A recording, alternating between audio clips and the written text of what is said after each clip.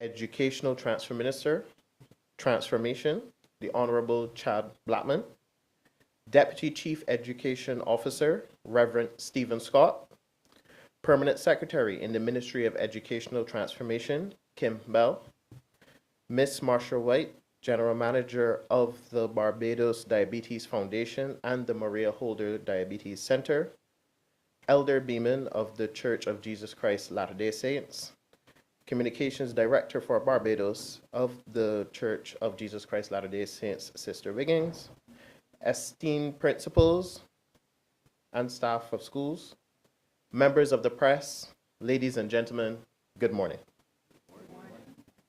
It is truly an honor to stand before you today as we celebrate a major milestone in the journey of the Hydrate Caribbean program, an initiative by Newport Water. The project we are highlighting today owes much of its success to an amazing networker, Miss Marsha White of the Barbados Diabetes Foundation. It was through her initiative and foresight that three organizations united by a shared commitment to community well-being came together. Miss Marsha Wright reached out to the Hydrate Caribbean team with these simple words: "I've got something amazing." And indeed, she did. At a social event, she had met a key member of the Church of Jesus Christ Latter-day Saints, a global organization with a strong humanitarian framework and a clear desire to make an impact here in Barbados. From that moment, the puzzle pieces began to fall into place. The church, offering unwavering desire to make an impact and funding, the Barbados Diabetes Foundation, championing the health and well-being of our communities, and Newport Water, providing the expertise and equipment behind the Hydrate Caribbean initiative. It quickly became clear that we were a perfect match. But let me be honest, while the vision aligned beautifully, the road to get here was not without its challenges. Behind today's success were countless hours of planning, coordination, and hard work by all involved. Since its inception, Hydrate Caribbean, through our free-to-use bottle-less water stations, has made a tangible difference across 9 secondary schools. These schools have collectively logged nearly 2 million bottle fills. Every single fill from these stations represents a plastic bottle not ending up in our landfills, oceans, gullies, or storm drains. This is real, measurable impact driven by healthier, more sustainable habits. Today, we are pleased to announce the launch of 13 new, fully maintained Hydrate stations. Rollout of these stations will commence next month in line with the start of the new school term and end in November. After completion of this expansion, every single secondary school in Barbados would have been positively impacted by the Hydrate Caribbean program. Phase 1 of this project will include installations at the Alene School, Darrell Jordan Secondary School, the Ellerslie School, and the Frederick Smith Secondary School.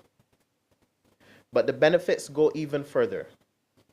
As part of this initiative, every student at these 13 schools will also receive a reusable stainless steel water bottle, ensuring equal access to chilled, purified, plastic-free drinking water every single day.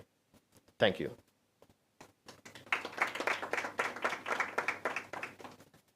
At this time, I would like to welcome Marsha White, who is both the General Manager of the Barbados Diabetes Foundation and the Maria Holder Diabetes Center, to say a few words.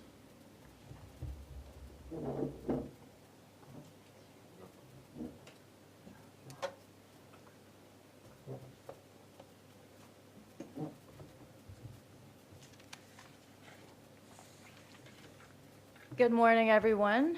It's a pleasure to welcome you all, members of the press, representatives from the Ministry of Educational Transformation, educators, and partners to the official launch of this vital campaign.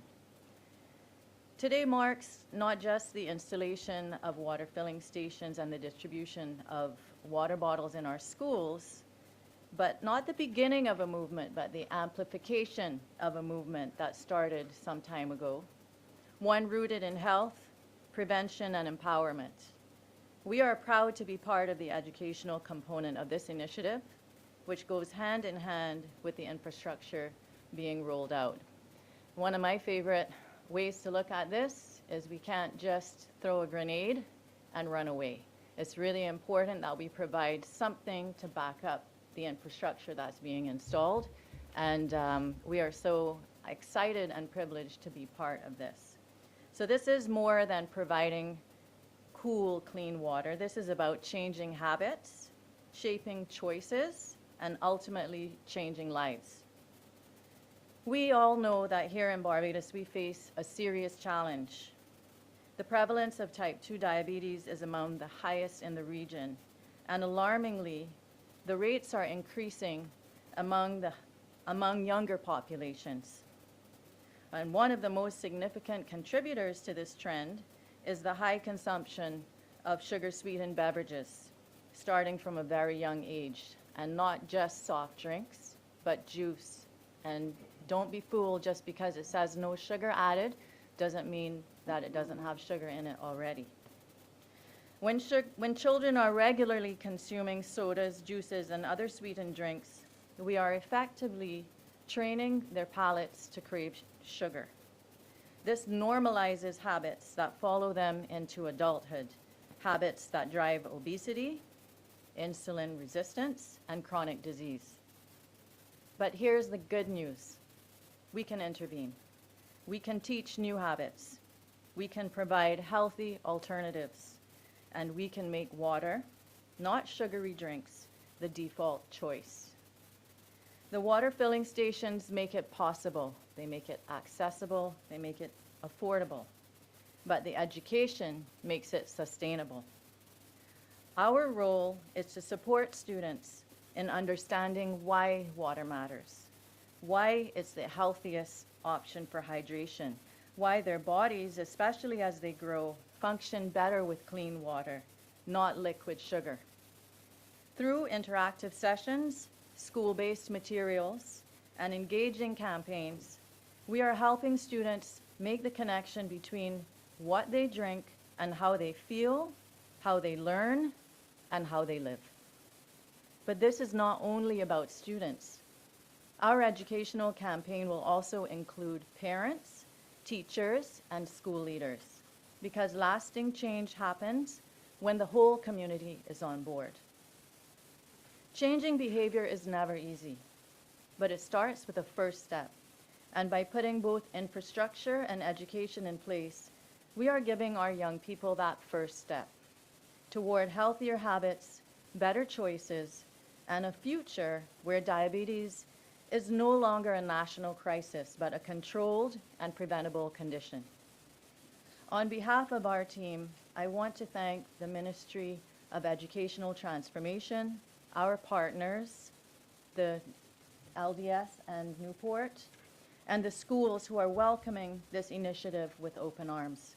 Your commitment sends a clear message that the health of our children matters and that Barbados is ready to invest in prevention. Let's fill those bottles, let's fill those minds, and let's change the trajectory one sip at a time. One slip, one sip at a time. Thank you very much.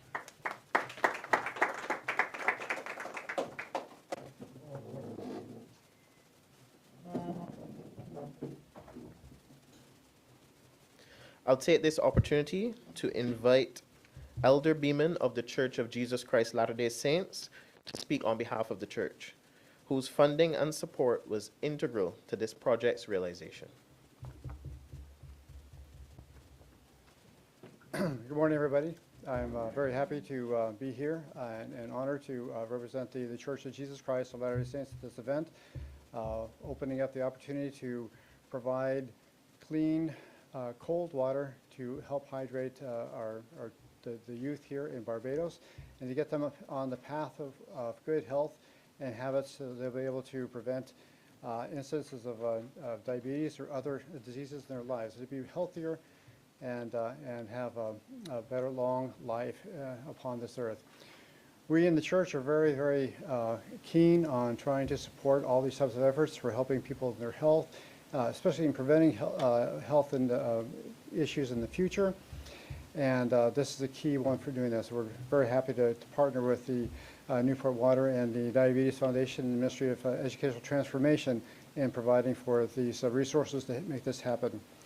We are firm believers in good, solid body health. It's actually one of our religious tenets to take care of our bodies. We receive commandments from the Lord to make sure that we eat the right things and avoid the things that can damage our health. And we call it the word of wisdom, and it's a very important doctrine for us that we avoid certain things, that we tend to eat things that are more healthy. At least that's what the doctrine is. And we have a promise from the Lord that if we do so, that we will receive many blessings, which I'd like to read right now. It says, if we follow these principles in the word of wisdom, that they shall find wisdom and create treasures of knowledge and even hidden treasures, and shall run and not be weary, and shall walk and not faint. For those who will get these habits as children and keep them through their adult lives, they will be able to have those blessings in their lives as well. And for this, we hope will be the end of what this donation will do, and that many lives will be blessed, and their children will be blessed, and their grandchildren will be blessed as well. And now I'll turn the time over to.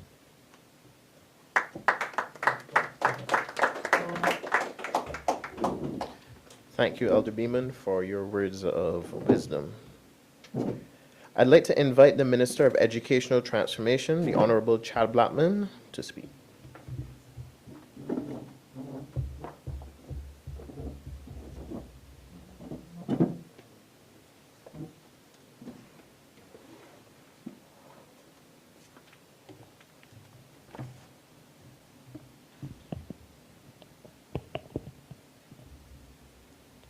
Marshall White, the General Manager of the Maria Holder and Diabetes Center for the Caribbean, Sheridan Grays of Hydrate Caribbean, Elder Beemans from the Church of Jesus Christ of the Latter-day Saints, principals, deputy principals, members of the media. Certainly good morning to all of you. It is certainly an honor on behalf of the Ministry of Educational Transformation to stand before you today as we mark another major journey in the transformation of our country's education system. Certainly, there's no secret over the past few years and few months, and certainly within the last 2 weeks, there are a number of things that we've done, including the ministerial statement in Parliament, outlining a clear and bold vision for education in Barbados. Just for context, we set the bold vision of ensuring that Barbados can move towards being the #1 education system in the world within the next 7 years. And there are a number of strategic things that we therefore have to do as we reform and transform the education system that puts the education in the country on a sound footing, and retooling a number of the things that we've done before, looking at best practices, and therefore ensuring that we can move towards that goal. And I therefore see this morning's donation as a strategic move in that direction. Why am I saying this? When we look at the aspect of the National School Nutrition Policy, it is at the very core of what we are doing here of transformation in the ministry. Why is that? Health continues to be a major plank in any country's development. And when you look at what has been happening throughout the years, particularly as a country which has faced and continues to face significant challenges with its fight with respect to non-communicable diseases, and our children every day in school, of course outside of school, but within the context of school, using their drinks and foods that are oftentimes not healthy. The government took a very bold decision to ensure that there's a national school nutrition policy that guides what happens within the confines of schools with respect to what our children consume. And therefore, this morning's donation comes at a very good time and strategic time, particularly on the eve of the start of the September 2025 commencement of the school term and school year. And therefore, looking at promoting healthier lifestyles within schools is of major importance to the ministry. Because why? It lends to not just healthier lifestyles. Let's face it, we're in the tropics. And I'm not sure if many of you have been outside within the past few days. But certainly, not only from the health point of view, but from the refreshing point of view, people naturally get thirsty. And for children to be able to have facilities within the school system that allows for them to quench their thirst while being healthy at the same time. And also, from what you've just indicated, having not to use plastic bottles, which is not good for the environment, but having now proper bottles to be able to do so, to my mind, meets a number of strategic objectives as well. So I want to express my support for that. But equally, we're here to recognize and to commend Newport Water for their generous donation of the 13 additional chilled water stations to the schools across the country. Now, since the launch of this initiative from in February 2020 at the St. Michael's School, we therefore now proudly have 31 chilled water stations installed across the educational landscape. This is a significant achievement, and one which certainly must be commended. And I'm therefore grateful on behalf of the ministry for the donation, as I said, of the reusable water bottles for every student, as well as this gesture not only encourages but supports the commitment to be a more eco-friendly environment. And why is this key? The country, led by Prime Minister Motley, around the world is known for championing the cause of sustainability and ensuring that the environment can be fit for purpose, not just for Barbados, but the global community. And therefore our institutions, of course, government, yes, must now be part and parcel of that fight to ensure that we are part of the movement of building out an eco-friendly system as well. What it also does is ignite in the minds of our young people in a real, tangible way, as you said, Sheridan, that sustainability is a lived reality. It's meaningful impact in a day-to-day perspective. So it's not just that you're hearing about sustainability and healthier lifestyles. Students must now therefore realize that this is an everyday lifestyle, even beyond school. And why is it important even beyond school? You're there from 8:30 to 3, invariably. If you have after-school activities, you're there a bit more. But when you go home, and when you're with your friends and family on weekends, that is the real test. So the school must, of course, give that guidance. But I want to call on families and parents in the larger community in the country to ensure that when the children are home, that they also go into that healthier lifestyle of drinking water and doing that. But I'm not just saying it, I'm preaching it. Over the last few weeks, I would have made a commitment. I would have partnered with the Barbados Heart and Stroke Foundation in terms of championing a new, healthier lifestyle, but leading the ministry in that direction as well, anchored by our school and nutrition policy. And I see this, therefore, as a continuation also in my own personal commitment to the ministry and to the country in moving in that direction. Because it's one thing to say, you should do that, do this. But if you're not leading by example, it doesn't carry the same weight, it doesn't carry the same significance to inspire the nation. And I therefore see this as something that we wholeheartedly embrace. But part of the other significance of this moment, in my opinion, is that it's a tangible and clear commitment on the part of the private sector and the NGO community to transformation. One of the things that we have here in the ministry, and something that I wholeheartedly believe in, is partners, what we call partners in education. The government continues to spend significant resources throughout the years, and certainly this administration has made it clear that the future of our nation depends on education being well resourced. But in addition to that, notwithstanding our commitment to educational transformation and development, the entire ecosystem that is Barbados, the country, must also play its part in helping us to further enhance the prospects of our young people and those who work in the system.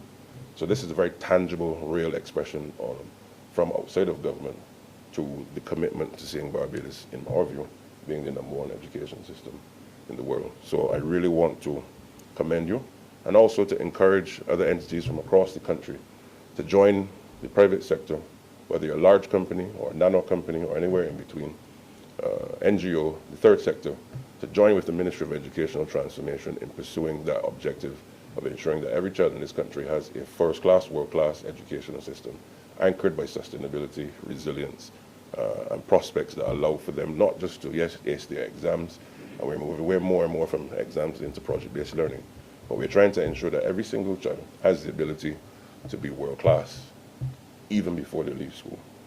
But upon leaving school, that they can compete globally and to interface with their counterparts anywhere in the world, whether that be in Africa, Asia, Europe, North America, Latin America. Why? The real competition, as I say constantly, isn't just those amongst schools here. Yes, we're a very small nation and we have a tradition of competition among schools. That's a normal thing. But the real test for this generation of school leavers will be, how am I prepared to compete with my counterparts when I leave school? If you want to leave Barbados, it's the same. But globalization continues to make the world smaller. So in the advent of technology, it's not even if you leave Barbados, but you're competing for businesses and jobs around the world, even at your doorstep. So all of this helps to lay a foundation that prepares our children for the future of education.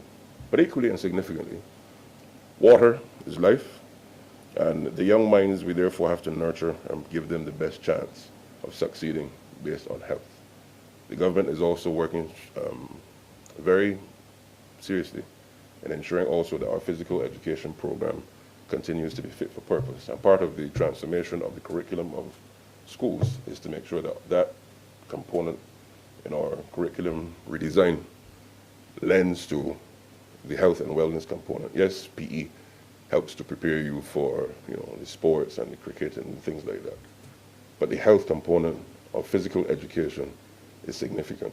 When you look at the premium that Japan places on physical education, and you see the correlation between the healthy lifestyles that they go on to live well into later parts in their adult life, you see the benefit that you have with the healthier lifestyles, what they eat, what they drink, and physical education. So part of the transformation, therefore, that the country is undergoing is to make sure that we have a comprehensive roadmap as to making sure, one, our children are healthy, they have access to quality tuition, modernizing the infrastructure to become fit for purpose. But if we do all of that and they don't have the necessary options that allows for them to be healthy, it is all for naught. And therefore, I see all of this within that context this morning. And looking ahead, we also will be looking to collect the data on the student water consumption. Why is this important? Because it helps us to map and to see what they're doing. And also, in my view, competition is also so healthy, no pun intended in this respect. Because why? Schools should now be able to say, this school consumes X amount of water per day or per week or per month, whatever matrices we decide. And it therefore can now, in my view, become a badge of honor that schools can have that sort of healthy competition amongst them. What does that achieve? It achieves the objective of what we want, for all of them to be consuming water as they go on. So those are some of the matrices that I think that we can work on together so as to deliver those strategic outcomes. Data is key. Oftentimes in the Caribbean, historically we don't place a premium or too high a premium on data. But more and more the government is moving in that direction. Because why? In the age of data analytics, you can also now map and see strategic things that helps you to make informed policy decisions and also implementation of key ideas on the ground. So a lot of this, therefore, is going to help us to do that in the larger fight that the country is having in terms of making sure that non-communicable diseases does not have the same impact and sting that it has had over the last 20, 30, 40, 50 years as a country. So I simply want to, again, express my gratitude and let us raise our glasses, of course, not in a toast, but to all of the players who have made this possible, and long may this partnership continue so that we can provide that quality of education, quality lifestyle, and quality health for our people. Yes, students today, but adults tomorrow. And therefore, we can now reverse a lot of the things that we've had to contend with over the last few decades as a country. So I thank you very much.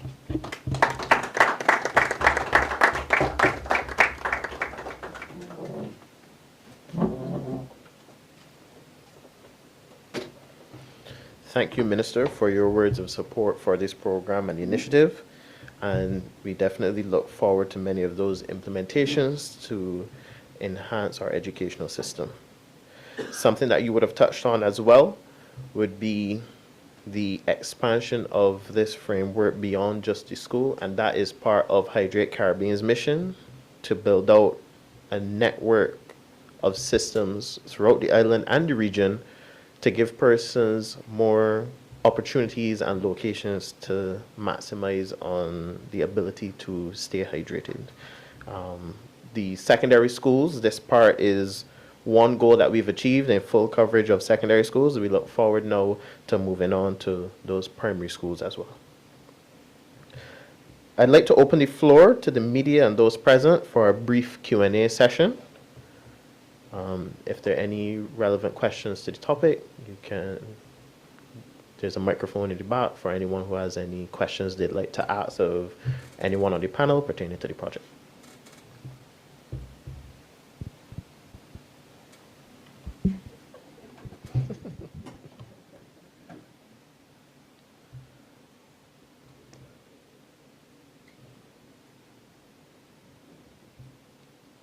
Vincent Boyce, CBC. I think it's a very good project that you have going, but I have a concern. I have seen a number of these water stations that are not properly kept. And I think there's a need to have someone to maintain these on the different premises so that we sure we'll be having clean water from. Right. So we've had this feedback before, and we've since increased the frequency at which we service these systems.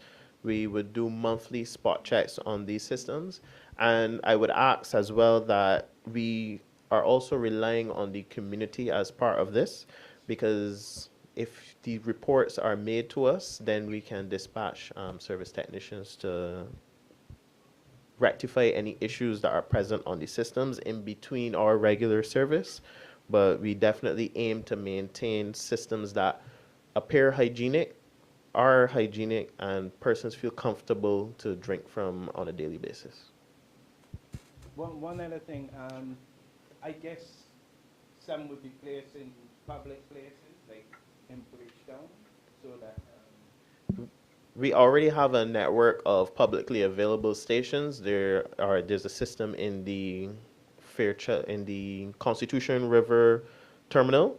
We have stations along the boardwalk in Hastings, outside of Sheraton Mall. So we do have a framework of publicly available stations in public spaces currently. You can find out more about that information at our website, hydratecaribbean.com. Okay, if there are no more questions.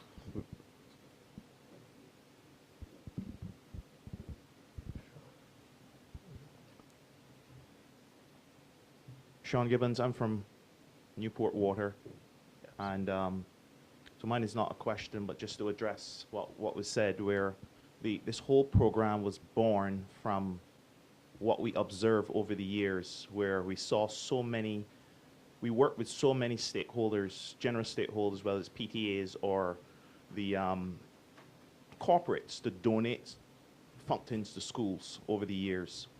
And our experience has been that some of those programs have been very short-lived. And the Hydrate program was born out of that. Back in 2018, we started a research and development program, which had the goal of sustainable water, sustainable from a point of view of the environment, but also sustainable from a point of view of longevity of the program, where equipment, we learned that equipment is really only 30% of it, and that the ongoing maintenance plays a critical part in that, in terms of tracking, maintaining, so that we have instead of this equipment, as great as it might be, only lasting a few months, we're able to sustain a program now like we're going 5 years with stations out there, maintained, properly running, and still hydrating students every day. So internal software tracks the serial number, manages it, we change the filtration, something breaks, we are on site to replace it, and we have a team of technicians who are dedicated to this. Okay, thank you. At this time, we're going to take a brief break and we will be back to do an unveiling of the stations.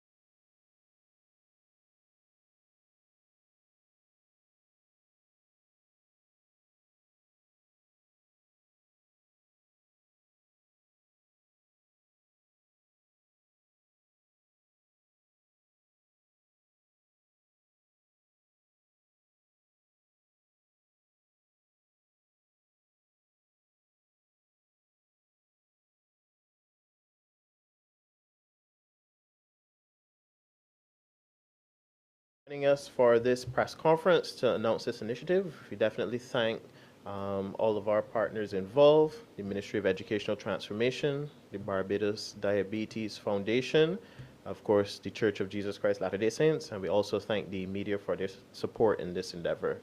You can look forward for more things coming from Hydrate Caribbean as we roll out these stations. Definitely stay tuned. Thank you.